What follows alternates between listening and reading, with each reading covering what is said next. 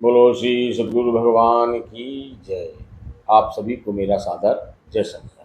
ध्यान दृष्टि दर्शन संस्थान के यूट्यूब चैनल पर चल रहे कहानी मंच में मैं आपके लिए प्रतिदिन कोई न कोई बोध कथाएं लेकर आता रहता हूं। और इन दिनों हम आपको भगवत गीता के विभिन्न श्लोकों को सरल ढंग से कथाओं के माध्यम से समझाने के लिए कुछ बोध कथाएं लाते हैं। अध्याय 15 के अंतिम 5 श्लोकों में जो भगवान कृष्ण का दिया हुआ ज्ञान है उस पर मैंने एक कहानी को तैयार किया है जिसको मैं आपके बीच लेकर आया हूं।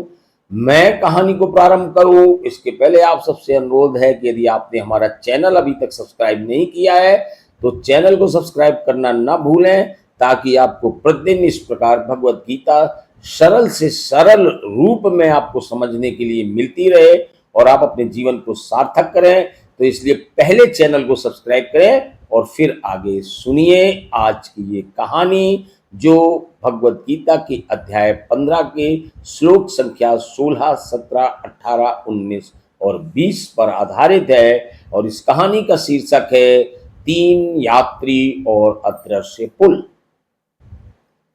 बहुत समय पहले की बात है, एक पर्वतीय प्रदेश में 3 यात्री क्षर, अक्षर और एक रहस्यमय पुरुष एक लंबी यात्रा पर निकले थे। उनका लक्ष्य था सत्यपुर, एक दिव्य नगर जहां केवल वही पहुंच सकता था जिसने स्वयं को जान लिया हो। वो तीनों सत्यपुर जाने के लिए निकले थे। पहला यात्री था क्षर। क्षर एक सुंदर, बलवान और अत्यंत आत्मविश्वासी युवक था। उसके पास सबसे सुंदर वस्त्र, स्वादिष्ट भोजन, कई साथी थे, धनवान था। वह हर चीज को बाहर ढूंढता, संसार में हर चीज को ढूंढता, सब कुछ को पाने का प्रयास करता। आनंद, शांति, शक्ति और वो सब ये पाने का प्रयास करता रहता। क्षेत्र पहाड़ी था, सत्यपुर का रास्ता था, तो पहाड़ पर चढ़ता, गिरता, थकता और फिर भी कहता मुझे और चाहिए, संसार के पदार्थ और चाहिए। पर कुछ ही समय में उसका शरीर थक गया, मन टूट गया और जब जीवन की रात आई वह एक गहरी खाई में गिर पड़ा, क्योंकि उसने बाहर के संसार को ही सब कुछ मान रखा था। दूसरा यात्री था अक्षर। अक्षर बहुत शुद्ध, मौन और शांत था। वह चलता तो था पर किसी से न बोलता, न हस्तक्षेप करता। उसने जान लिया था मैं शरीर नहीं हूं, मैं आत्मा हूं। वह न गिरा न थका, वह साक्षी बना रहा। परंतु जब सामने एक अदृश्य पुल आया जो सत्यपुर की ओर जाता था तो वह वहीं ठहर गया। उसने कहा मैं पार नहीं जा सकता, मैं तो बस हो रहा हूं, साक्षी हूं केवल।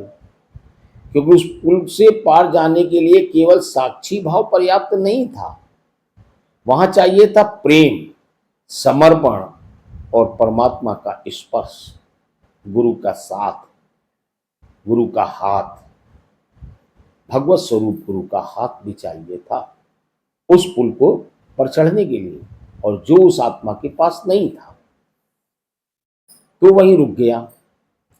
तीसरा यात्री था पुरुषोत्तम। अब एक तीसरा व्यक्ति सामने आया, एक रहस्यमय तेजस्वी पुरुष जिसका चेहरा शांत था पर आंखों में अनंत गहराई थी।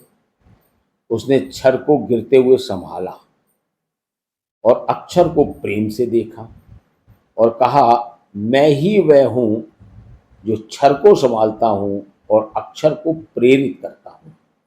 मैं ही वह हूं जो इस शरीर को संभालता हूं और आत्मा को प्रेरित करता हूं, और मैं तुम्हें सत्यपुर ले जाता हूं। उसने दोनों को अपने साथ जोड़कर अदृश्य पुल पार कराया।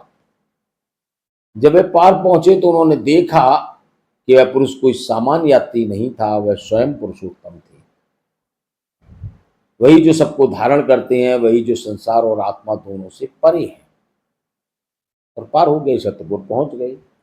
ये कहानी हमें ये संदेश देती है कि क्षर शरीर है, मन है, इंद्रियां हैं जो कि परिवर्तनशील हैं, माया में फंसी हैं, और अक्षर आत्मा है जो स्थिर है, अडोल है, साक्षी है, लेकिन निष्क्रिय है।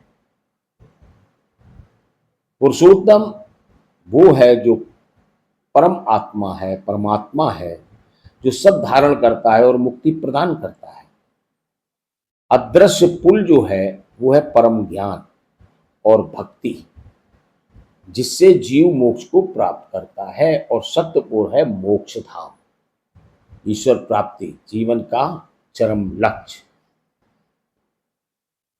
तो ये कहानी हमें ये सीख देती है कि केवल शरीर के सुखों में डूबा व्यक्ति अंततः गिर जाता है, नष्ट हो जाता है। सांसारिक सुखों में डूबा हुआ व्यक्ति नष्ट हो जाता है।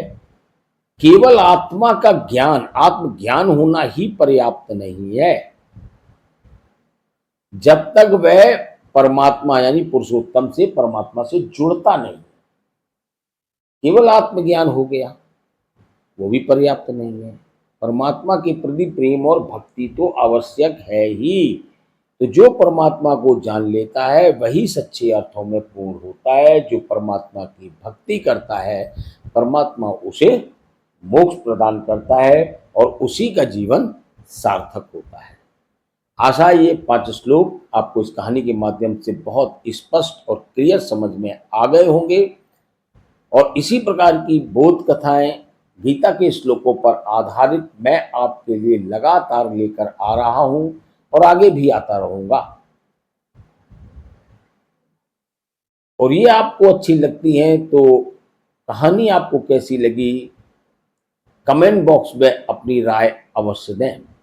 मैंने पूर्व में भी बहुत सारी कहानियां आपको दी हैं, उनके संदर्भ को उनको भी सुनिए, सीखिए। हमारा उद्देश्य केवल इतना है कि आप सत्य को जान सकें, हमारे शास्त्र वास्तव में क्या बता रहे हैं वह ज्ञान आप तक पहुंच सके, और आप आडंबर आदि से बचकर अपने जीवन को नष्ट होने से बचाएं और जीवन को सार्थक करें और उस परमात्मा की भक्ति करें, निर्मल मन से भक्ति करें, ज्ञान युक्त भक्ति करें, अज्ञानता में अंधभक्ति की ओर न जाएं। अज्ञानता अंधकार है जो आपको किसी गहरे कुएं में ही ढकेलती है, खाई में ही गिरा देती है। तो अज्ञानता से बचें, अपने शास्त्रों का ज्ञान प्राप्त करें, उनके जो प्रतीकात्मक अर्थ हैं उनको समझें, जीवन का दर्शन उनसे समझें और अपने जीवन को सार्थक बनाते हैं तो मेरा प्रयास भी सार्थक होता है। और मैं इसी को ईश्वर की अपने ऊपर कृपा मानता हूँ। मैं आपके लिए इसी प्रकार की कहानियाँ रोज लाता रहूँगा। तो वीडियो को लाइक करें, शेयर करें और कमेंट बॉक्स में अपनी राय अवश्य दें। और यदि चैनल अभी तक सब्सक्राइब नहीं किया है तो तत्काल चैनल को सब्सक्राइब कीजिए। जय शंकर की। आप सतगुरु भगवान के श्री चरणों में